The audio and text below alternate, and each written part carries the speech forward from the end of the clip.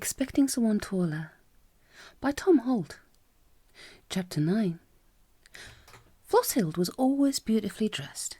She had been following fashion since the dawn of time, and her wardrobe occupied the space on the bed of the Rhine between Andernach and Koblenz. Not only did she follow fashion, she led it. She had been wearing figure-of-eight brooches when the Iron Age was still in its infancy, and it was her pioneering work that had given the ladies of 16th century Europe the surcingle. In comparison, she thought the 20th century was drab, to say the least. Nevertheless, she had looked out a rather clever lemon-coloured pullover and a pair of black and white striped trousers, which had, oddly enough, been in vogue at the height of the Hallstatt culture. If you keep things long enough, she had learnt by experience, they eventually come back into fashion.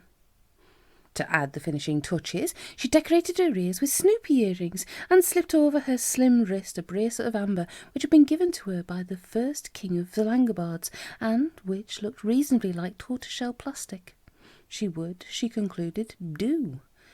"Sorry I'm late," she said, as she sat down beside Malcolm in Carey's. "You're not," he replied. "You're exactly on time." "Am I?" Flosshilde looked most surprised. She had always made a habit of being at least 5 minutes late for everything, especially dates and assignations. If she had subconsciously decided to be punctual, there was cause for concern. "I had a visit from Logie yesterday," Malcolm said. "Logie?" Flosshilde's blue eyes opened wide. "What happened?" "He tried to frighten me, but I soon got rid of him," Malcolm replied smugly. "He's not too bad when you get to know him." Flosshilde was going to say something about this, but she somehow decided against it, and instead she smiled. "I know a funny story about him," she said. "Is it the one about the Valhalla contract?" "Yes," said Flosshilde, slightly annoyed. "Tell me anyway," Malcolm said, and to her surprise, Flosshilde found that she wasn't annoyed any more. She told him the story, and he laughed. "You tell it better than he does," he said.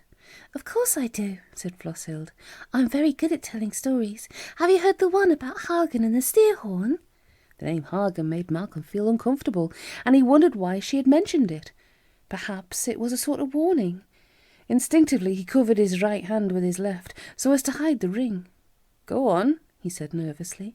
As she told the story, which was very funny, Malcolm found himself looking at her rather carefully. He had done this before, of course, for she was well worth looking at, and once Malcolm had accepted that there was a future in looking at her, it had become one of his favourite occupations. But he was looking for something else now. She was, after all, one of them, and he would do well not to forget that. To reassure himself, he flicked through her subconscious mind and was delighted to find that there had been developments. It irritated him that he could not read his own inner thoughts, but he had a fair idea of what they were, on this subject at least. In his life to date, he had met very few girls, and most of those had been friends of his sister Bridget. As a result, he had tended to fall in love with all the rest, just to be on the safe side. Since there had been no risk of the love being returned, this was strictly his own business, and nothing to do with anyone else.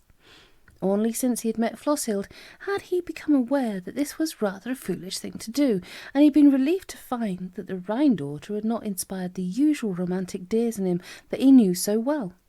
Instead, once he had got over the shock of seeing what was in her mind and wondering if she could really mean him and not some other Malcolm Fisher, he had carefully considered whether or not he liked her. He did, of course, but that was because she was nice, not just simply because she was there. Tentatively, he had lifted his left hand and used it to pick up his fork. The ring was visible again, but she did not even look at it. Suddenly a terrible thought struck Malcolm. Bearing in mind the conclusions he had just come to, what was he supposed to do next? Flosshilde had seemed rather put out when he had told her that he would be busy for the rest of the day, but the statement had been partially true. There had been a letter from a certain L. Walker of Lyme Place, Bristol, that morning, and it seemed that L. Walker was coming to Tomholt to catalogue the library. The library, which was huge and contained no funny books, had come with the hall when Malcolm bought it, and he had left it alone. Books, the estate agent had told him, provide excellent insulation, and since the heating bills would be very considerable in any event, he might as well leave them there, even if he had no intention of ever reading them. Ever since he had moved in, However, the English Roars had been nagging him to have the library professionally catalogued, so that Malcolm would be able to know at a glance what he was missing. He had strenuously resisted these attempts, but he supposed that his secretary had booked Elle Walker before she left for her holiday and deliberately not told him. He drove back to Coombe and went into the house. The housekeeper had been lying in wait for him, and he was tempted to make himself invisible before she could persuade him to buy a new vacuum cleaner. She had been demanding one for weeks, although Malcolm knew perfectly well that there were at least 4 in the house already. Perhaps she was starting a collection. But lately he had felt guilty about avoiding people who were, after all, his employees and only doing their jobs. So he stood his ground like Leonidas at Thermopylae. "There is someone to see you," said the housekeeper. "Who is it?" "About the library," she said. "From Bristol." She made it sound as if Bristol was somewhere between Saturn and Pluto, but to Malcolm, who had been dealing with strangers from Valhalla and Nibelung for what seemed like years now, Bristol sounded delightfully homely. "That'll be Elle Walker," he said. "Where did you put her?" The housekeeper said the lady was in the drawing-room, and Malcolm had walked away before he thought to ask which one. Eventually he found the stranger in the blue drawing-room. Elle Walker was about 5'4", roughly 23 years old, with long dark hair and the face of an angel. Malcolm, who knew exactly what an angel looks like, having turned himself into one during an idle moment, felt a very curious sensation, almost like not being able to breathe properly. "Herr Finger," said the girl. "I'm Linda Walker. I've come to catalogue the library. Ms. Weinberger." Yes, of course. Malcolm did not want to hear about the English Roars. He wanted to know why his knees had gone weak, as if he'd just been running. There was a long silence while Malcolm tried to regain the use of his mind. "Could I see the library, perhaps?" said the girl. Yes," Malcolm replied. "It's through here somewhere." He found it eventually, which was good work on his part, considering that he had just been struck by lightning or something remarkably similar. He opened the door and pointed at the rows of books. "That's it in there," he said. "Well," said the girl, "I think I'll start work now, if you don't mind. The sooner I start, the sooner I'll be out from under your feet." "There's no rush, honestly," said Malcolm quickly. "Please take as long as you like." The girl looked at him and smiled. Malcolm had come to believe that he was fairly well equipped to deal with smiles, but this was a new sort, not a happy, optimistic smile, but a sad and wistful smile. It didn't say, "Wouldn't it be nice if," like the stock delivery of a Rhine maiden, but "it would be nice if," which was quite different. "Thank you," said the girl, "but I'd better get on." Malcolm began to feel that something he wanted was slipping through his fingers. "Where are you staying?" he asked. "At the Georgian Jargon," said the girl. "I hope that's all right. Mrs. Weinberger booked me in there." "You can stay here if you like. There's masses of room." As soon as he spoke the words, Malcolm wished he hadn't. There was something about this girl that made him feel like a predator, even though such thoughts had not crossed the threshold of his mind. The girl looked at him for about 3/4 of a second, although it seemed much longer. Then she smiled again. And "it's hopeless, and we both know that, but" sort of smile. "I like that very much," she said. "If you're sure it'd be all right." As far as Malcolm was concerned, it could go in the Oxford Dictionary as a definition of all right. "I'll get the housekeeper to get a room ready," he said. "How long will it take you, do you think?" "About a week," said the girl. "If I start today." "But aren't you very tired after your journey? How did you get here, by the way?" "I got the train to Taunton and then the bus to Coombe," said the girl. Malcolm was shocked to think of a girl like this having to travel by bus and train. He wanted to offer to buy her a car, but she would probably take it the wrong way. Did it take that long? Stupid question, and none of his business. Why should he care how long it took? Oddly enough, though, the girl didn't say that. Instead, she answered the question. "Oh, about 3 hours. I miss a connection at Taunton, I'm afraid." Try as he might, Malcolm could think of no way of prolonging the conversation. He had no idea what he should say or do next, which was a pity, since he could imagine nothing in the world more important. "Well," he said, "I'd better let you get on then. See you later."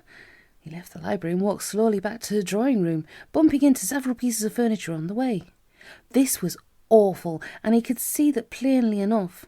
Real life had caught up with him at last, not in the form of a customs man or the inexplicable phenomena unit, which he could probably have dealt with, but the juvenile delinquent with the golden arrows who had been making a dartboard of his heart ever since his voice had broken. This was no Rhine-daughter out of the world of his own in which he had been living and where he was master, but a fellow human being, a person, a potential source of great unhappiness. "Oh, God," he moaned, "not again." He sat down on the stairs and looked across at the library door. If he went away, he might miss her coming out, and that would never do. Then it occurred to him that he could make himself invisible and go and watch her cataloguing books, which must surely be the most wonderful sight in the world. He closed his eyes and was lost to sight. Beside the unsalubrious waters of the Tarn, Flossheld stood and watched a seagull trying unsuccessfully to catch and eat an abandoned tyre. She knew how it felt, in a way, and out of pure sympathy she smiled at the tyre, which turned itself helpfully into a fish. The seagull, who had known all along that persistence overcomes all obstacles, devoured it thankfully, which was hard luck on the fish, but nice for the seagull. You can't please everybody all the time, Flosshill reflected, and the relevance of this observation to her own case made her thoughtful. Not that she had any logical reason to be anything but happy, but in matters of happiness logic plays but a small part. First, it was annoying that Malcolm had preferred to spend the day with a stuffy old librarian than a gorgeous Rhine-daughter. Second, it was annoying that she should be annoyed. In fact, it was the latter irritation that was the worse, or so she hoped. The first unpleasant thing was merely a matter of her vanity, she told herself. The second unpleasant thing might have serious consequences for her career. An enamoured Rhine-daughter, like a blind chauffeur, is unlikely to progress far in her chosen profession. Try as she might, however, she was unable to feel greatly concerned about the prospect, and that was worse still. "Bother," she said. Wellgund, who'd been circling slowly under the surface, jumped up onto the bank. "Get you," she said, "all dressed up and know where to go." Flosshild put her tongue out, but Wellgund ignored her. "I thought you'd been out with your friend," she said, shaking the water out of her hair. "Well, I'm not," said Flosshild. "Playing hard to get, were you?" At that particular moment, Flosshild would have liked to be able to turn her sister into an arrowboard. "Haven't you got anything better to do?" she said wearily. "I'm keeping you company," replied Wellgund. "You look as though you could do with cheering up." "I'm perfectly cheerful, thank you," said Flosshild coldly. "It must be wonderful to be in love," cooed Wellgund. "I'm terribly jealous." "I'm not in any such thing," snapped her sister. "But I can understand you being jealous." Wellgund took out a mirror and examined herself lovingly.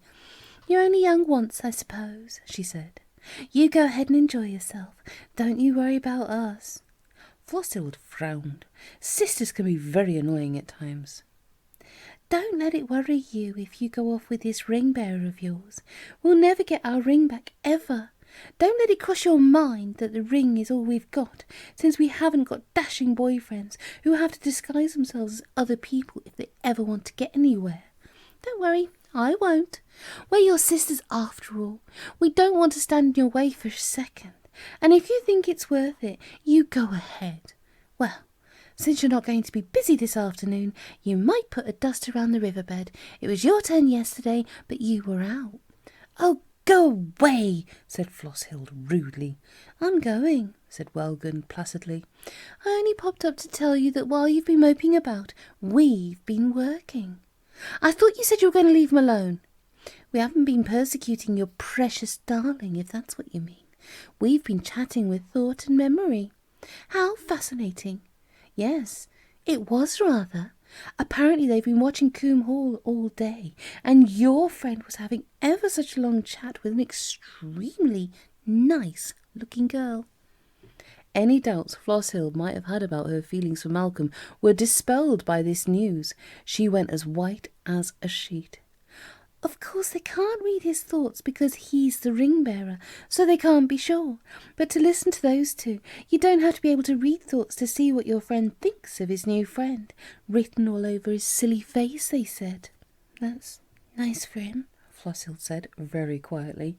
"Well," said Wellgund, "it's not so wise for us, is it? What if he gives her the ring?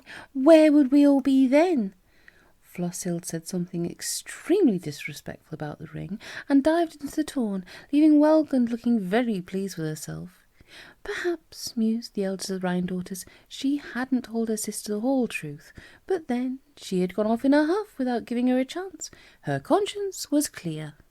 After spending the whole afternoon lugging heavy books about, Malcolm imagined she'd be sure she would want a rest and possibly a drink. He wished he could have helped her, but that would have looked pointed, since one does not buy a dog and bark oneself. Besides, if he had materialised out of thin air and said, "Can I carry that for you?" she would probably have had a fit, another one of the problems associated with dealing with a real person. She was certainly conscientious, and Malcolm admired that, but she had carried on with her work for a very long time. When finally she seemed to be about to call it a day, Malcolm transported himself back to the stairs and wondered what on earth he was to do next. It seemed like hours before the library door opened, and still he hadn't thought of anything. He stood up quickly and tried to look as if he was just passing. "Finished for the day?" he asked. "Yes, thanks," she said, and smiled again. This smile, a sort of if only, but no smile, wiped Malcolm's mind clean of thoughts and words, and he stood gawping at her as if she was the one who had suddenly appeared out of thin air. "Are you sure it's no trouble for me to stay here?" she said. "No, of course not. I told the housekeeper to phone the George and Dragon." "Thank you, then," she said. "I took your suitcase up to your room," he went on, as if this act had been comparable to saving her from drowning. "And I've told the cook you'll be having dinner, if that's all right, I mean." That was not how he meant to suggest that she should have dinner with him. He had wanted to suggest it casually. He had wanted to say many things in his life, and got very few of them. But the girl did not seem to mind. She said, "Are you sure that's all right?" And Malcolm felt a tiny flicker of impatience within his raging heart, but it passed very quickly. "It must be nice having a cook," she said. Malcolm felt the need to defend himself against a charge of hedonism.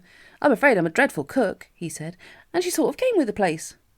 The girl said nothing, and Malcolm forced some more words into his mouth, grabbing the first ones that came to hand. "You know how it is," he burbled, "these great big houses." Utter drivel, of course, but she seemed not to notice.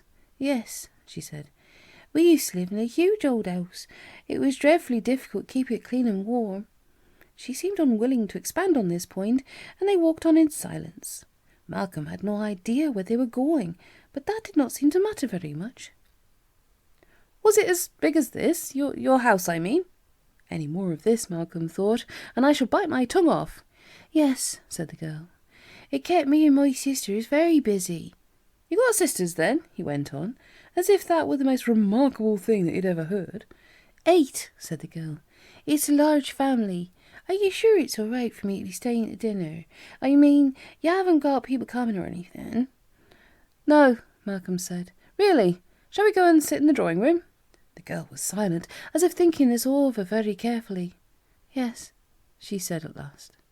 It was at this point that it occurred to Malcolm that he hadn't read her thoughts to see if by any chance they resembled his, no matter how remotely. But he found that he didn't want to. It seemed somehow indecent, for she was not a god or a Rhine-daughter, but a human being. Besides, if she wasn't thinking along the same lines as he was, he really didn't want to know.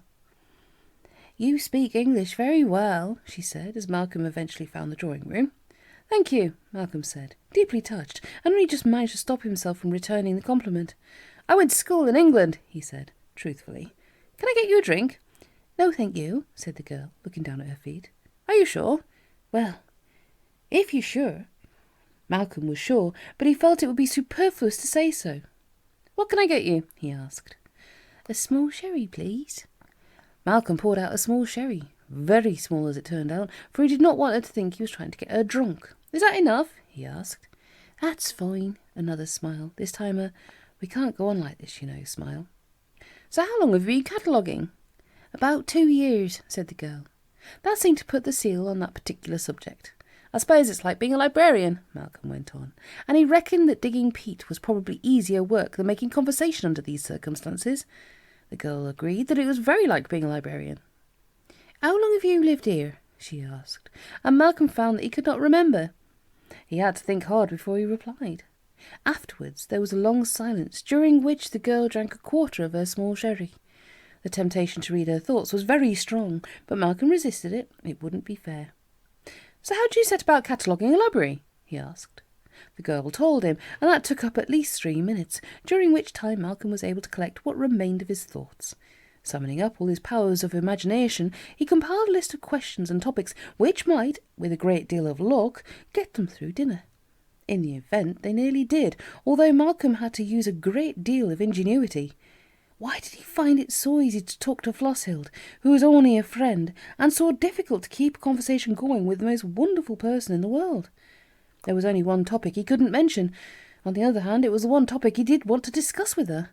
Instead, they mostly seemed to talk about libraries, a subject that Malcolm had never given much consideration to in the past. At about 9:30, even this theme collapsed into silence, and Malcolm resigned himself to yet another disappointment. The girl was obviously nervous and ill at ease, scarcely to be wondered at. She had come here to do a straightforward job of work, the job she trained to do, and at which she was no doubt highly competent, and instead of being allowed to go to a comfortable hotel where she could take her shoes off and read a good book, she had been compelled to listen to his inane ramblings. She must think he was mad.